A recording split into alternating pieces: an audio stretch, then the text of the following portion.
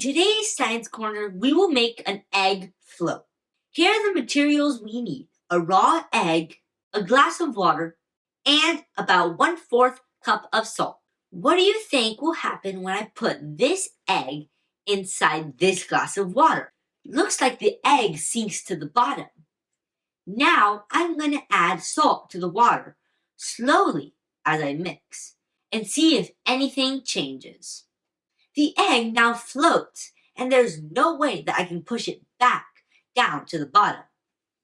At first, the egg's density is greater than the water, but as I added the salt, the density of the water increased. Eventually, the water became denser than the egg, which caused the egg to float. This reminds me that when Jesus comes back to earth, he will raise up all the righteous that died, trusting in his name, and they will be changed in the twinkling of an eye to never go back to the grave again.